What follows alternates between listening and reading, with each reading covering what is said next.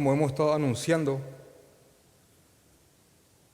hoy iniciamos la serie del libro de Romanos y rogamos al Padre que esto sea de beneficio para la iglesia del Señor, que este libro nos ayude a comprender quiénes somos, en dónde estamos viviendo, cuál es el contexto en el cual somos llamados a ser sal, a ser luz. Y creo que más que nunca, a medida que el reloj va corriendo, necesitamos armarnos con las verdades del Señor. Por la iglesia, por nuestras familias, por la obra, por el avance del reino. Es importante que tengamos firmes los preceptos del Señor. Así que les pido por favor que abran sus Biblias en Romanos capítulo 1 y déjenme por favor darles un contexto de lo que vamos a hacer, de qué es esto que vamos a empezar a estudiar ahora. Voy a suponer también que más allá de creyentes de años, hay personas totalmente nuevas en la fe que van a escuchar muchas cosas por primera vez. Así que es muy importante que prestemos atención a esto. El libro de Romanos fue escrito aproximadamente en el 58 después de Cristo, así que no hacía mucho de la partida del Señor. Así que, les repito, esto fue escrito aproximadamente en el 58 después de Cristo. Y se tiene noción, y es lo más probable, que el apóstol Pablo, que fue el que escribió la carta a los Romanos, libro que está en la Biblia, lo hizo estando en Corinto. Estando él en la ciudad de Corinto, escribió la carta a los romanos. Ahora, el contexto de los cristianos romanos era un contexto muy duro. De hecho, que cuando leemos todas las cartas de Pablo, cada iglesia tenía sus problemas. De hecho, que venimos de estudiar también el libro de Éfeso, que también fue una iglesia muy perseguida, pero los cristianos en Roma tenían un plus de persecución porque todo el aparataje imperial tenía a Roma como su seno. Era el centro. Así que ser cristiano en Roma era algo muy difícil, muy difícil. La persecución hacia los cristianos en Roma llegó a niveles tales que el que se declaraba cristiano, si no huía, moría al poco tiempo. Así que, ¿por qué estamos empezando a estudiar el libro de Romanos, o la carta, o la epístola a los romanos? Porque creemos que estas cosas que los fortalecieron a ellos allá hace tanto tiempo, 58 después de Cristo aproximadamente, imagínense, vemos que también estas cosas pueden fortalecernos a nosotros en el día de hoy. ¿Por qué? Porque vivimos en una gran Roma globalizada. Repito esto, vivimos en una gran Roma globalizada y todo va tomando un rumbo de tal manera que, y escuchen esto por favor, de tal manera a que te adaptes negociando tus convicciones como creyente, o que el mundo se vuelva cada vez más inhabitable para nosotros que creemos en Jesucristo. Porque el mundo está sacando una idea central que cada vez más toma fuerza. Es negocia o perece.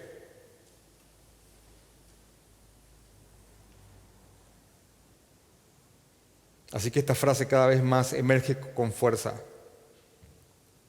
Y todo está preparándose para que cada vez más, porque esto ya está ocurriendo, pero para que cada vez más todos los que en verdad creen en Jesucristo y tratan y luchan por vivir su fe, sean tenidos como retrógrados. De hecho, repito, esto ya está pasando, pero para que cada vez más seamos vistos como retrógrados, fanáticos, irracionales, poco sofisticados, cegados y hasta idiotas extremistas. Así, el mundo nos está encajonando cada vez más en ese sitial.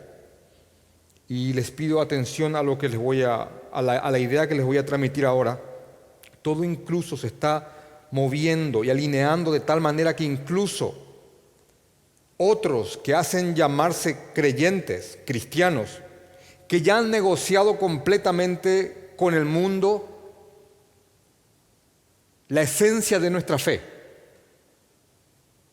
Otros creyentes nos llamen a nosotros y nos tengan a nosotros por extremistas, por no negociar con el mundo la esencia de lo que creemos, del Evangelio. De hecho, que creo y estoy convencido que en los últimos tiempos, cuando se desate la gran persecución, que más allá la que sea tu postura escatológica, la mayoría cree que va a haber una gran persecución, que cuando esta gran persecución se desate en esta generación o la que viene, tanto una masa incrédula como una masa pseudo creyente va a perseguir a la verdadera iglesia. E inclusive dice la Biblia que muchos van a darnos muerte pensando que sirven a Dios con mayúscula.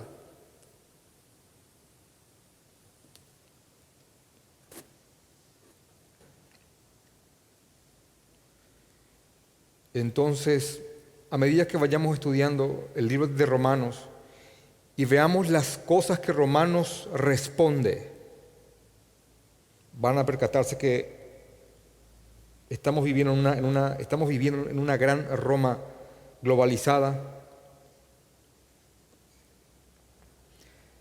Y también pienso que un hijo de Dios bíblicamente nutrido con la palabra del Señor debería de perder la capacidad de sorpresa y asombro al ver los lugares a donde el mundo se está conduciendo. No me refiero a perder el escándalo ante el pecado, esa capacidad de escandalizarse, no me refiero a eso. Me refiero a perder esa capacidad de asombro al ver al mundo comportándose como lo que es, una masa en tinieblas. Así que sobre este libro que vamos a empezar a estudiar, quiero darle algunas breves reseñas y unos datos muy importantes. Es que si alguna vez alguien se pone a estudiar los grandes avivamientos, y alguien dice, ¿avivamiento? ¿Qué es eso? Bueno, son aquellas ocasiones en la que la iglesia ha salido de su letargo, de su adormecimiento. Son aquellas ocasiones en que la iglesia se ha encendido y se ha puesto a predicar el Evangelio con tal fuerza que millones, cientos de miles han creído. A eso se le llama avivamientos. Hay avivamientos nacionales, regionales, pero las veces, prácticamente en todas las ocasiones en que han ocurrido los grandes avivamientos, detrás de estos acontecimientos el Señor ha guiado a sus siervos a través del libro de Romanos. Y esto lo digo bajo el testimonio de muchos que han escrito sobre estos acontecimientos. Y la pregunta es, ¿por qué Romanos tiene esta capacidad? Bueno, y la respuesta es porque Romanos responde muchas preguntas.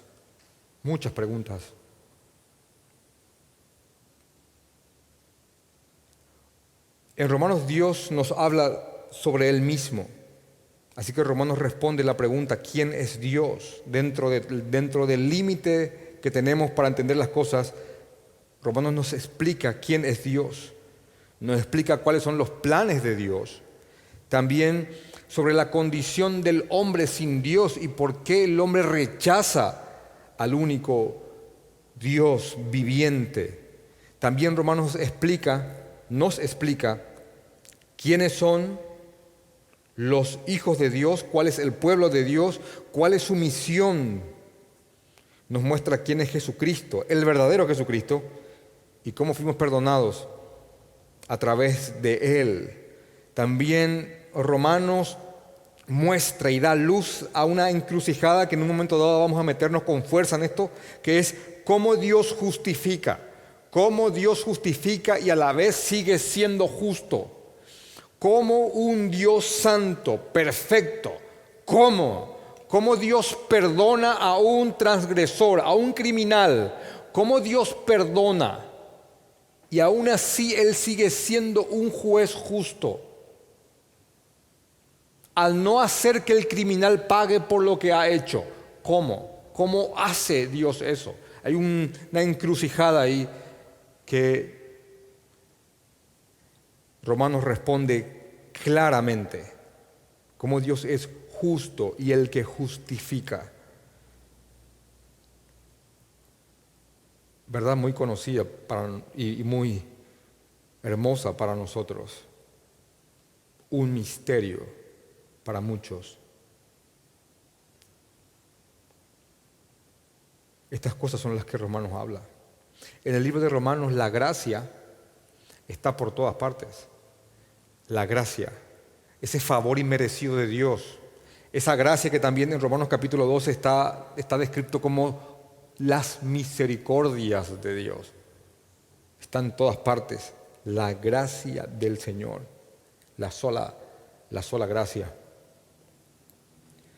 Dios nos habla a través de las palabras escritas en este libro de una forma tan viva, y les aseguro que van a percatarse de eso, de una forma tan viva que pareciera que esta carta fue escrita por una persona en estos tiempos, después de haber leído todos los periódicos y de haber visto todos los noticieros y haberse informado de la actualidad, parece que se puso a escribir la carta a los romanos.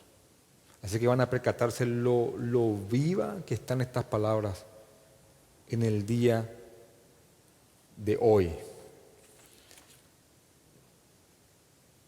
Así que les pido que oremos después de esta introducción de 10 minutos para meternos en los primeros 7 versículos de esta carta que contienen la esencia misma de la carta.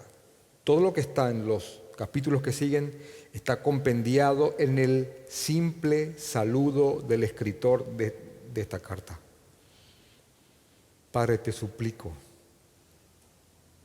te ruego, Señor, que nos ayudes a través de tu palabra.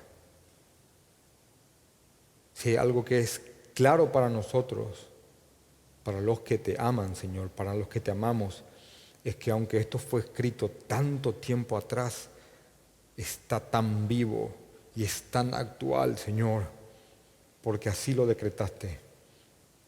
Te ruego, Señor, que nos ayudes a vivir. Te suplico, Padre, que nos ayudes a caminar en este mundo. Entre tanto nos encontramos contigo.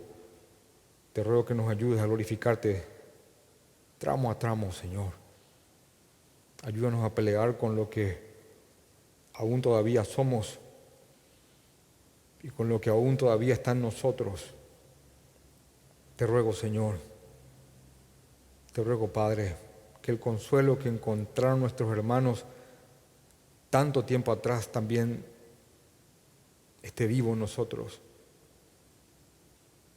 Ayúdanos, Señor. Amén. Romanos capítulo 1, versículo 1. Dice así: Pablo, siervo de Jesucristo, llamado a ser apóstol, apartado para el evangelio de Dios, que Él había prometido antes por sus profetas en las santas escrituras, acerca de su Hijo, nuestro Señor Jesucristo, que era del linaje de David según la carne, que fue declarado Hijo de Dios con poder, según el Espíritu de santidad, por la resurrección de entre los muertos, y por quien recibimos la gracia y el apostolado para la obediencia a la fe en todas las naciones por amor de su nombre, entre las cuales estáis también vosotros llamados a ser de Jesucristo, a todos los que estáis en Roma,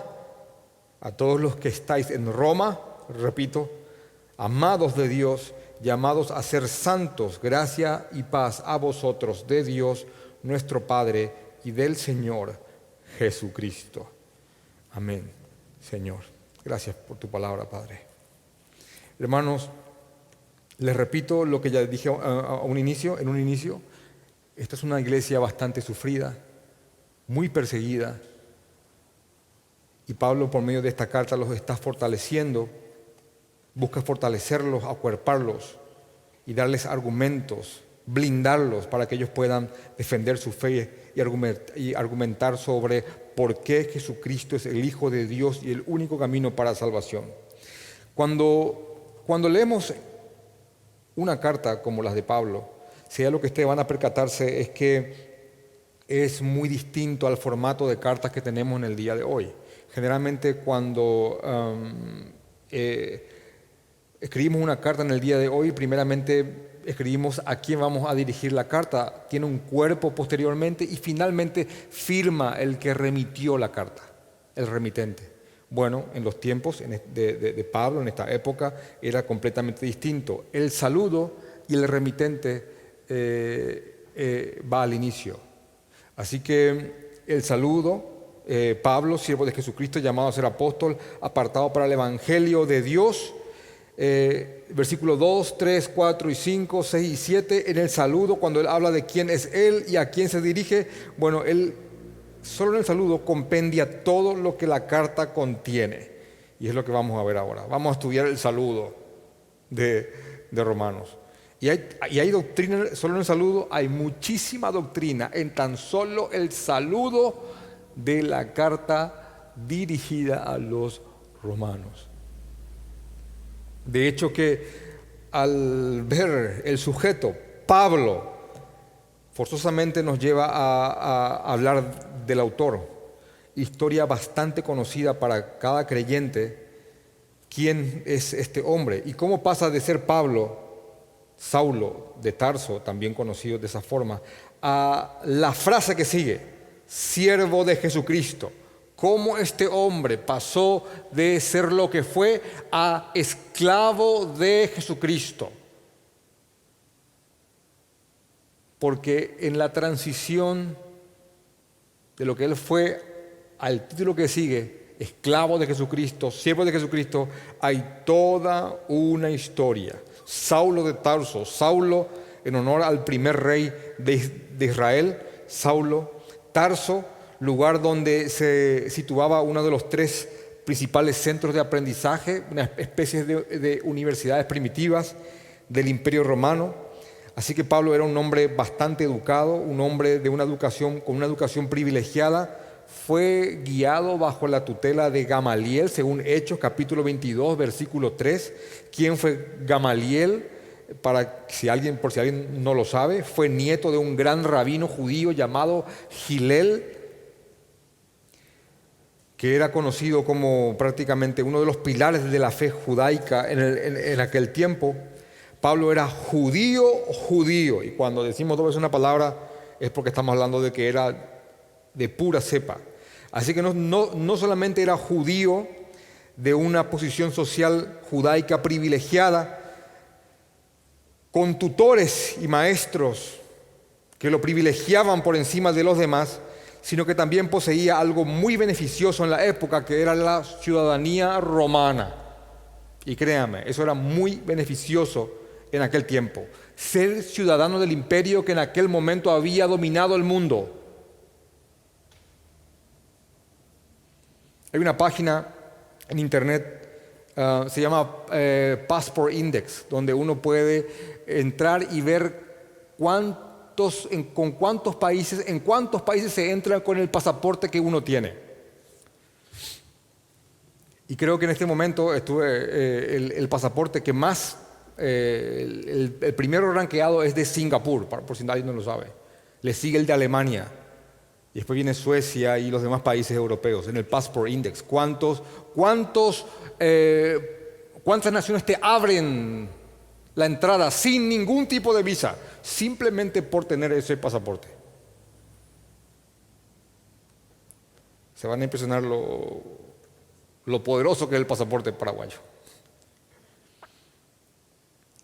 Ahora, en aquel tiempo, ser ciudadano romano era como estar en la punta del Passport Index.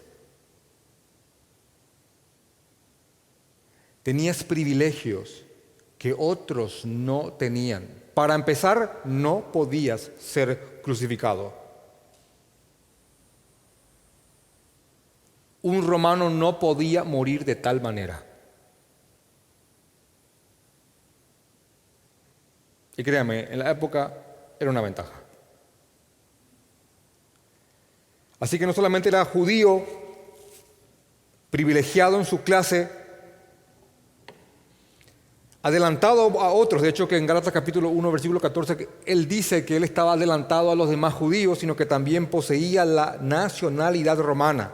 Ahora, no solamente poseía la nacionalidad romana, sino que él era de nacimiento ciudadano romano, que también tiene un privilegio, porque cuando él discute, cuando él cruza palabras con un tribuno, en Hechos capítulo 22, versículo 28, le pregunta al tribuno romano, ¿eres judío? Él dice, sí. Y él le dice, bueno, yo también soy judío, pero a mí me costó mucho dinero ser judío, dice el tribuno romano en Hechos 22, 28. Pablo le dice, a mí de nacimiento, yo lo soy de nacimiento.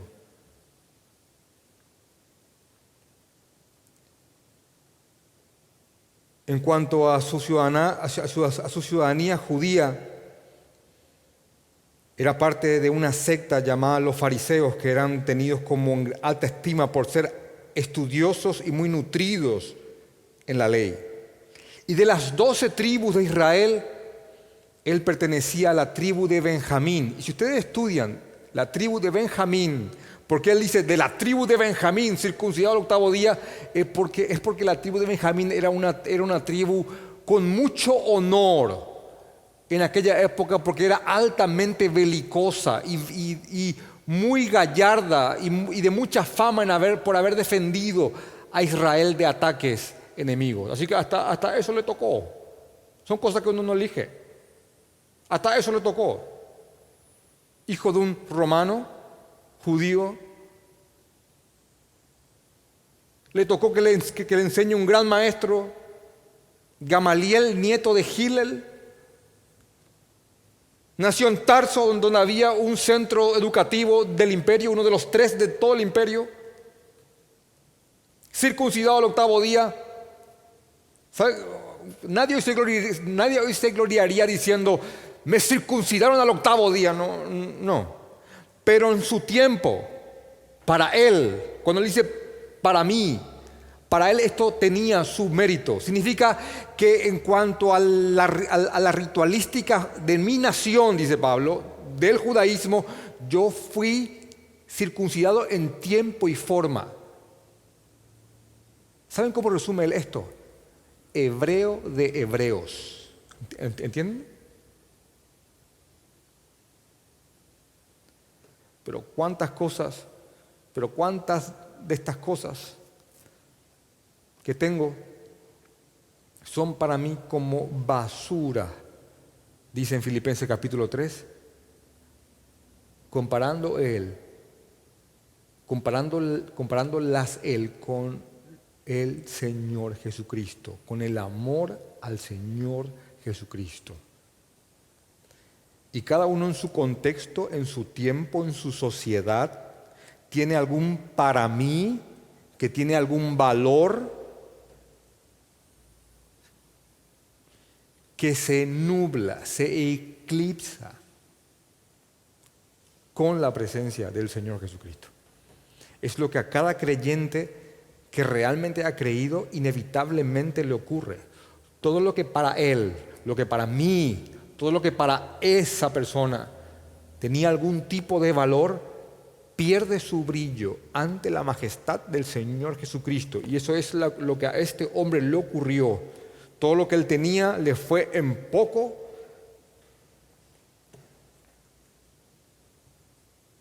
cuando conoció al Señor Jesucristo. Antes de rendirse a Jesús, según Hechos capítulo 8, versículo 3, este hombre asolaba a la iglesia. ¿Por qué este hombre acechaba, asolaba y perseguía a la iglesia?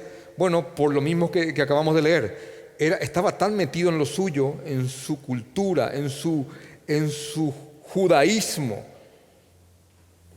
en su fariseísmo, en su conocimiento de la ley, que él veía al cristianismo como una amenaza a todo aquello que él rendía honores. Y se convirtió en una especie de, me gusta lo que hizo un comentario que leí, se convirtió en una especie de Amán para los cristianos. ¿Conocen el libro de Esther? Donde está alguien que se llama Amán, que complota para matar a todos los judíos. Está en Esther capítulo 3, 8 y 10, es exactamente, pueden anotarlo. Y Esther, como saben la historia, va y intercede con el rey para que los planes de Amán, que querían ejecutar a los cristianos, matar a todos los cristianos, no prosperen sus planes. Bueno, hoy leí un comentario, ayer leí un comentario sobre que Pablo se había convertido en una especie de Amán para los cristianos. Y en Hechos capítulo 9 está la historia bastante conocida para cada creyente que ama al Señor. Es como este hombre del odio enorme al cristianismo y a Cristo por sobre todo, pasó a ser Pablo, siervo de Jesucristo. Pablo, esclavo, dulos es la palabra, Pablo, esclavo de Jesucristo. Iba rumbo a una ciudad, a una región para perseguir a cristianos, para darles muerte, para encarcelarlos. Se le aparece Jesús mismo, le pregunta por qué lo está persiguiendo. Él cae del caballo después de preguntar quién es Jesús a quien tú persigues. Él se rinde completamente y dice: Señor, ¿qué quieres que yo haga? Jesús le da unas direcciones y a partir de ahí él nunca más vuelve atrás. Jesús no se le aparece a pedirle o a preguntarle si él quería recibirle en su corazón. No le hace hacer ninguna oración de fe, no le pide dinero para ninguna especie de pacto raro. Simplemente y unilateralmente se le aparece soberanamente e irrumpe el corazón de este hombre, y este hombre a partir de ahí fue un esclavo del Señor Jesucristo. Y al igual que Jesús irrumpió la vida de este hombre y destrozó todo lo que él tenía y era, bueno, así también el Señor lo ha hecho contigo. Tal vez no tan dramáticamente, pero créeme que es lo mismo lo que ha ocurrido en tu corazón si es que crees verdaderamente en el Señor Jesucristo. El mismo poder creativo, el mismo milagro que ocurrió cuando Pablo iba en ese camino y Jesús se le aparece y él se rinde a los pies de Jesucristo. Bueno, ese mismo milagro de sacar un corazón petrificado de carne y poner un corazón sensible al Señor es lo que ha ocurrido en nosotros. Es lo mismo.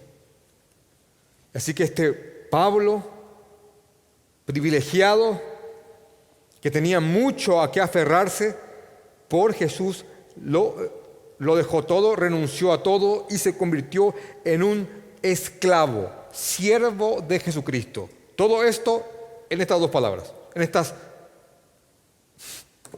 Pablo, siervo de Jesucristo. Wow, Señor. ¿Saben por qué es bueno pensar mucho en Él? Porque si hay algo que muchos creyentes a veces son atacados por Satanás, es porque creen que no son merecedores del perdón de Dios. Y como pastor, cada pastor, yo estoy seguro que ha escuchado a algún creyente que viene y dice: yo no merezco que el Señor me perdone. Y es verdad, no lo mereces. Yo hice esto y no siento el perdón de Dios. Fue terrible lo que hice. Sí, es terrible lo que hiciste y no mereces el perdón. Hasta ahí estás cierto. Ahora, si vivís creyendo que Dios no te ha perdonado porque lo que has hecho ha sido tan terrible, es porque no estás pensando en que el Señor haya usado a un hombre como Pablo para que sea su siervo. Porque si hay alguien que ha hecho algo terrible, es este hombre.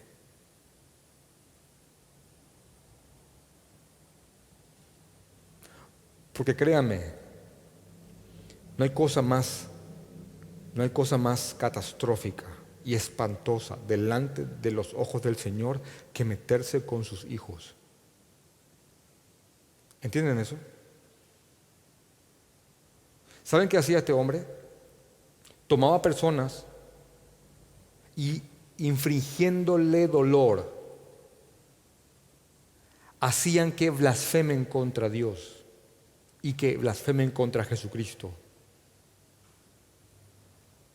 ¿Saben qué dice Jesús hablando de cualquiera que haga tropezar a uno de nosotros?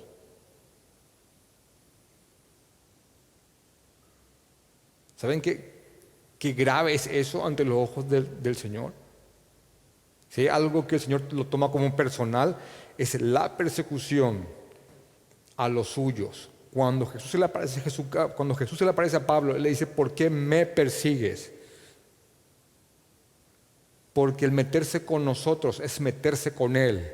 El perseguirnos a nosotros es perseguirlo a Él.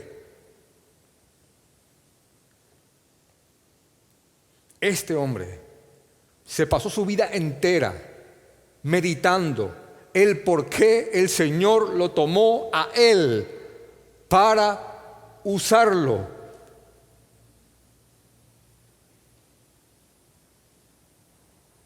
Como su siervo. Si el Señor ha tomado a un hombre como él para volverlo en un siervo suyo, esclavo suyo, ¿saben qué significa? Propiedad suya. No importa lo que hayas hecho, el Señor te perdona si te arrepentís con todo tu corazón y sinceramente, y puede usarte de maneras que jamás lo has pensado.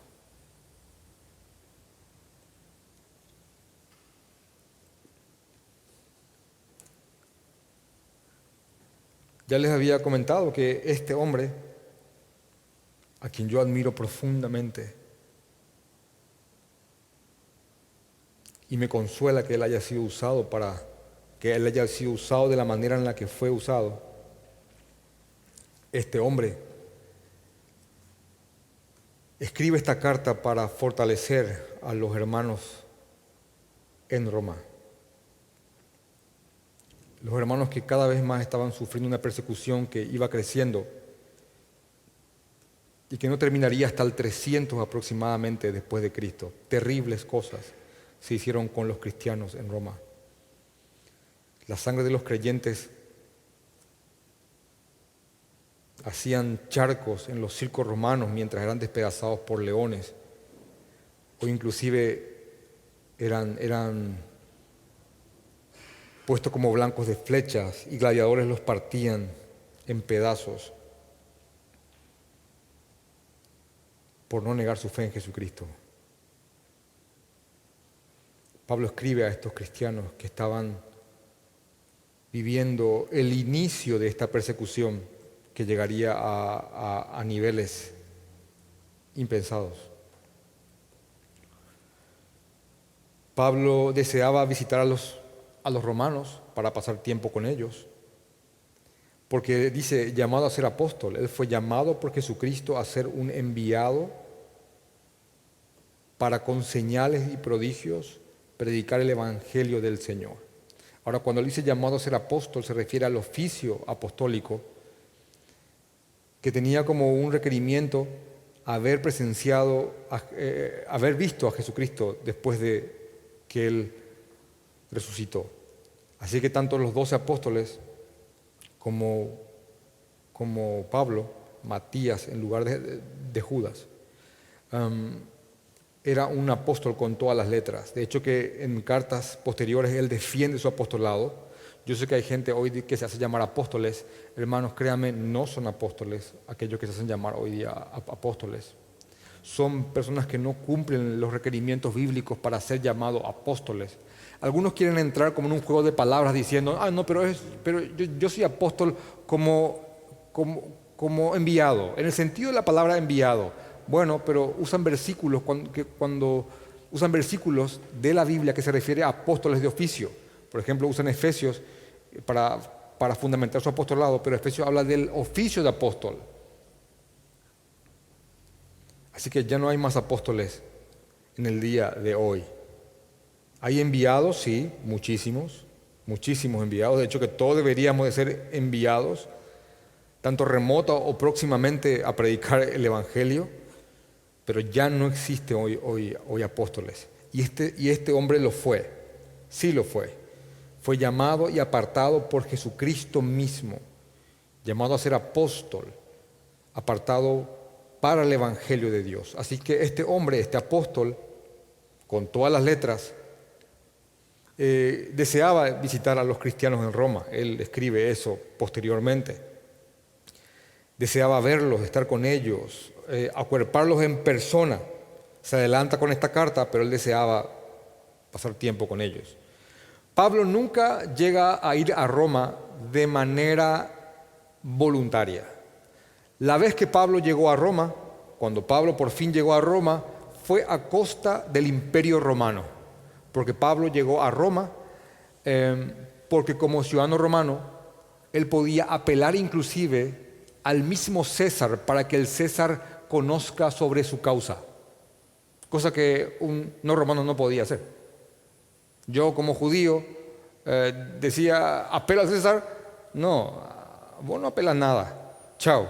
Pero él inclusive cuando fue procesado por profesar creer en Jesucristo, eso está en el libro de Hechos, él apela a su ciudadanía romana para que el César mismo conozca sobre su causa. Y el imperio que puso tanto esfuerzo y tanto empeño en frenar el Evangelio, llevó a Pablo con su mensaje hasta su mismo seno. ¿Entienden eso? De hecho, que cuando él escribe en Roma, estando en Roma, la carta a los filipenses, algo que nos solemos hasta inclusive reír, es que cuando va terminando Filipenses, dice en Filipenses capítulo 4, versículo 22, los de la casa del César os saludan, haciendo referencia que inclusive ya en Roma, en la casa del César, en la alta clase romana, en el pretorio, aquellos que rodeaban al César, algunos ya estaban creyendo.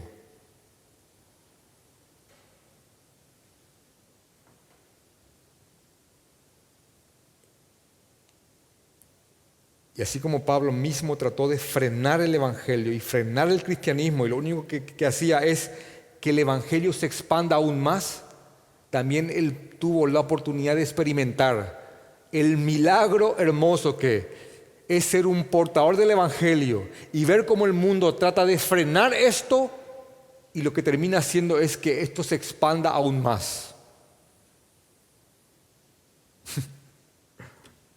¿Por qué es así? Es así. Hay tantos complots, tantos pensamientos, tantos movimientos que tienen como objetivo hacer que lo que nosotros creemos termine, se frene, mengue, se debilite, no se expanda, pero lo único que terminan haciendo es provocando que el Evangelio se imponga y se expanda con mayor fuerza. Y este hombre tuvo la posibilidad y el privilegio de ver este milagro de ambos puntos, como perseguidor y como perseguido. En Hechos capítulo 8 y Hechos capítulo 9 van a percatarse de esto. Los cristianos, Jesús había ascendido. Hechos capítulo 8, Hechos capítulo 9. Repito, Jesús había ascendido. Muchos habían creído en Jerusalén. ¿Qué ocurre cuando somos muchos en una parte, en un lugar, y estamos bien? Somos muchos, acá estamos, creyentes. ¿Saben qué pasaba? Nadie salía de Jerusalén. Nadie. Porque acá estamos, seguros. Hay muchos. Hay cuerpo. Es cómodo, está bien. Ya somos una masa importante. Bueno, Jesús decía, vayan y prediquen. Todavía nadie se estaba yendo oficialmente. ¿Saben qué? Ustedes van a leer en Hechos capítulo 8 Y 9, que lo que produce esa persecución fue que los cristianos que estaban instalados en el bastión de Jerusalén, por la persecución, salgan disparados por todas partes. Y lo que provocó esa persecución es el efecto ir a mover un panal de abejas. Nunca habrás hecho eso, seguro. Pero eso es lo que terminaron haciendo.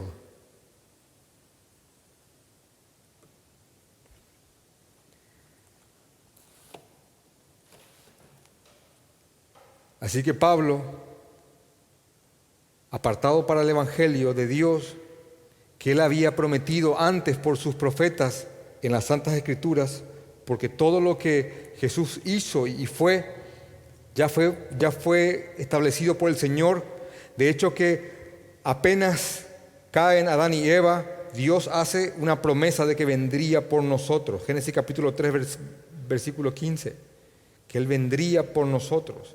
Y hay una promesa a partir de ahí, y en todo el Antiguo Testamento, profeta tras profeta, salmo tras salmo, acerca de la venida de Jesucristo, porque el Evangelio es algo prometido para el pueblo de Dios. De hecho, que Hebreos capítulo 11, versículos 39 y 40, habla que los creyentes del Antiguo Testamento ya se salvaban creyendo en futuro acerca del Evangelio. Ellos hablaban en términos evangelísticos en futuro. Nosotros hoy hablamos en pretérito. Él nos salvó, Él murió, Él pagó. Ellos decían, Él vendrá, Él nos salvará, Él pagará. Así decían los del Antiguo Testamento. Y aunque murieron sin ver lo prometido, el Señor los ha salvado con su sacrificio también a los del Antiguo Testamento. Así que este Evangelio del Señor, salido de la mente de Dios, este Evangelio, este hermoso mensaje, fue prometido desde antes por los profetas en las Santas Escrituras. Y este Evangelio se trata acerca de su Hijo, de Jesucristo. ¿Por qué? Porque el centro del Evangelio es el Señor Jesucristo. Y cuando vayamos estudiando el libro de Romanos van a ver cómo Jesús es la pieza que hace que todo encaje. Todas estas preguntas existenciales, es Jesús la pieza que falta para que este rompecabezas tenga sentido. Porque el Evangelio prometido se trata de Jesucristo. Versículo 3, es acerca de su Hijo, Jesucristo, nuestro Señor Jesucristo, que era del linaje de David según la carne, significa nació en la carne según el linaje de David, pero en esencia y sustancia era Hijo de Dios. Y mismo, y Él tiene poder para entregar su vida y para volverla a tomar. Y también su resurrección da luz y hace patente que fue un sacrificio perfecto. Así que fue declarado con poder ser Hijo de Dios según el Espíritu de santidad por la resurrección de los muertos. Y por quien recibimos, escribe Pablo en el versículo 5, y por quien recibimos la gracia y el apostolado. Por quien recibimos la gracia, este mensaje de que no hay mérito alguno para merecer el favor de Dios. Desde la salvación y todo lo que venga por añadidura, no hay mérito, es sola gratia, es sola gracia, es solamente a través de los méritos de Cristo. Así que Pablo dice, yo soy apóstol, siervo de Jesucristo, este evangelio que ha sido prometido desde antes a través de los profetas en el Antiguo Testamento, este evangelio que se trata de Jesucristo, del Hijo de Dios, que fue resucitado con poder del Espíritu Santo, haciendo patente que Él es el Hijo de Dios, por quien recibimos la gracia, el mensaje de la gracia y el apostolado, el ser enviado para la obediencia a la fe, en todas las naciones. Y aquí está, ¿saben por qué les quiero dar un énfasis a esta frase? Porque aquí está el judío, hebreo de hebreos, en cuanto a la ley fariseo, educado bajo los pies de Gamaliel. Aquí está el judío que menospreciaba a los no judíos. De hecho, que ustedes pueden ver en Hechos, cuando el mismo Pedro inclusive va y visita a un no judío, él dice, bueno, ustedes saben que para nosotros es cosa fea estar con ustedes.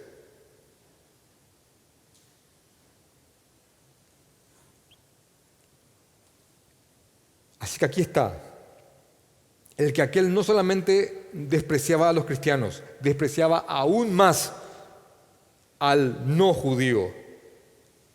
Bueno, aquí está este diciendo y escribiendo que ahora recibieron el mensaje de gracia y él es enviado para hablar acerca de la obediencia a la fe a todas las naciones, judíos, tanto judíos como no judíos. De hecho, que este hombre fue convertido en el enviado para llevar el mensaje a las naciones que él anteriormente despreció con todo su ser. ¿Qué cosas puede llevarnos a hacer el Señor, verdad? Básicamente quiero decirles esto, que aquel que haya visto a Pablo inconverso y posteriormente rendido a los pies de Jesucristo, realmente creo que esa persona, al ver al Pablo creyente, le habrá parecido una persona totalmente extraña. No en vano varios le dijeron: te volviste loco. Calificativo que probablemente más de uno habrá tenido para contigo, ¿verdad?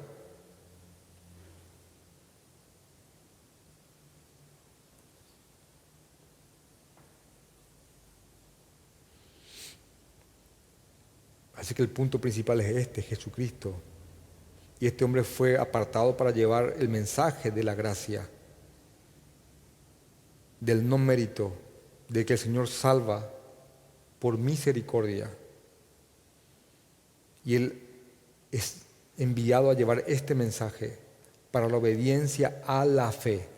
La obediencia a la fe. ¿Por qué? Porque la fe verdadera en Jesucristo es algo que engendra obediencia. No existe fe verdadera sin acompañamiento de obediencia. Obediencia a la fe. No hablamos de perfección, hablamos de intento desaforado y desesperado por obedecer al Señor a pesar de lo que aún todavía somos. Así que este hombre fue enviado para llevar la obediencia a la fe a todas las naciones. ¿Saben por qué? ¿Saben cuál fue el motor, el motivo, la causa? Su fuerza, ¿saben cuál fue? Por amor de su nombre. ¿Por qué? Porque amaba al Señor Jesucristo. Simple y punto. ¿Por qué hacer algo? Por amor a su nombre. ¿Por qué predicar? Por amor a su nombre. De hecho, que lo que aparenta ser la causa principal para predicar el Evangelio no es la causa principal para predicar el Evangelio. ¿A qué me refiero? ¿Por qué predicamos el Evangelio? ¿Para que las almas se salven? No, predicamos el Evangelio por amor a su nombre. Y eso va a provocar que gente se salve. ¿Saben por qué digo esto? Porque si nos fuéramos a Zimbabue o a la Ventana 1040 o a donde sea y predicáramos el Evangelio y nadie se convierte, si crees que se juzga en el sentido de almas convertidas, vendría fracasando, porque nadie creyó. Pero si vas y predicas por amor de su nombre, y el motivo principal es glorificar a Jesucristo y dar una expresión de amor al Señor, no importa. Cumpliste tu misión, porque fue por amor de su nombre. ¿Se entiende, verdad? Por amor de su nombre. Repito, por amor de su nombre.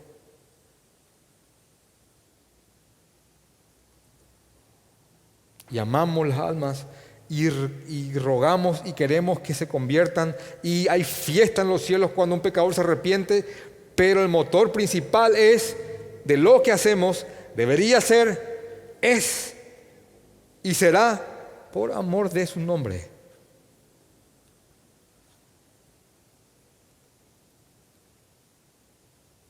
Señor.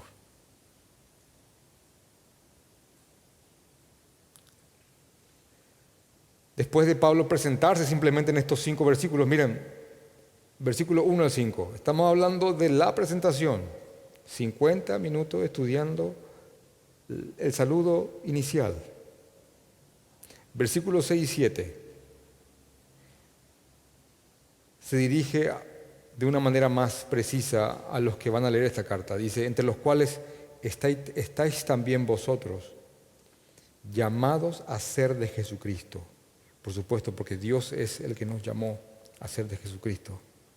Hizo un milagro en nosotros para que creamos. A todos los que estáis en Roma. Y yo hago tan personal esta frase, porque yo me siento en Roma. Yo me siento en Roma. Y a medida que vayamos leyendo Romanos, no hace falta ni que terminemos todo el libro. Cuando terminemos de leer Romanos capítulo 2, te vas a sentir en Roma. Te lo aseguro. No puede ser más parecido.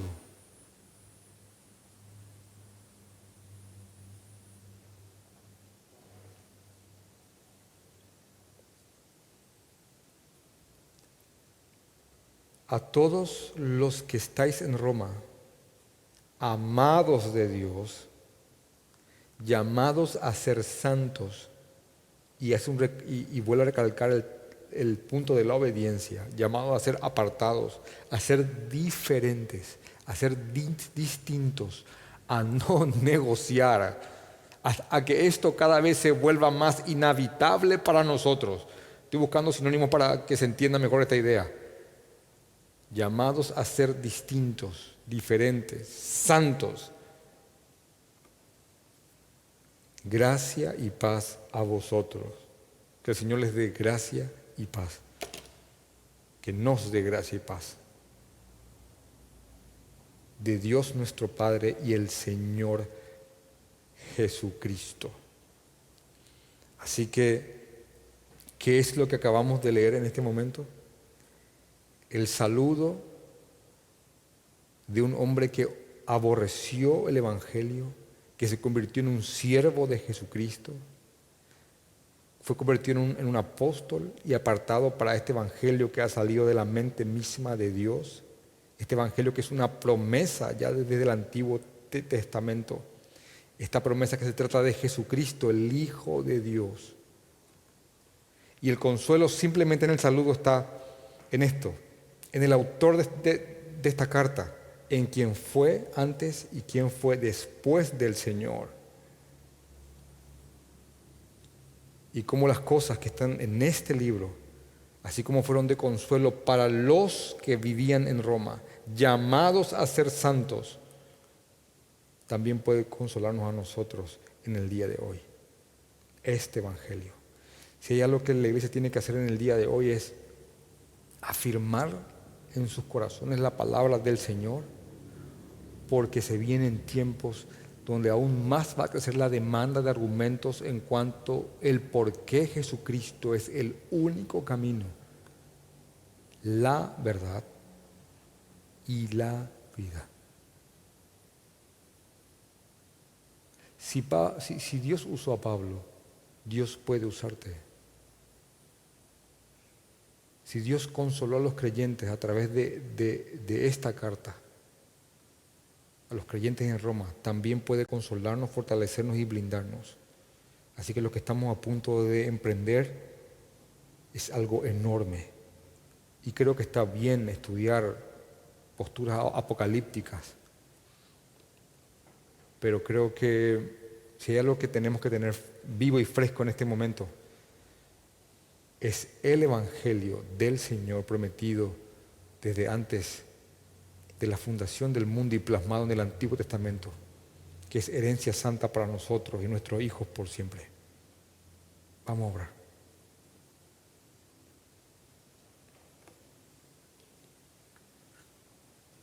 Te amamos, Señor. Te amamos, Señor. Gracias por tu evangelio, Padre. Gracias por usar a hombres como Pablo. Gracias porque vemos tu perdón en él. Y ese perdón respalda el perdón que nos diste a nosotros, Señor. Gracias por usarlo a él, Señor. Porque nos muestra que puedes usar a cualquier persona fuera lo que esta persona haya hecho. Gracias, Padre, porque creemos en Jesucristo. Gracias, Padre, porque queremos entender cada vez más tu gracia y queremos predicar el Evangelio con denuedo. Queremos hacer avanzar tu reino. Te rogamos, Señor, por un verdadero y real avivamiento. Que tu iglesia salga, Padre, de ese letargo y adormecimiento para predicar el Evangelio con fuerza. Sé también, Señor, que generalmente eso viene posterior a una persecución o desgracia. Y si esa es tu voluntad, Señor, bendito sea tu nombre. Te amamos y acatamos cada cosa. Te amamos, Jesús.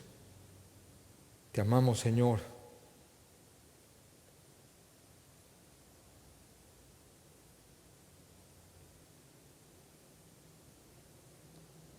Amén.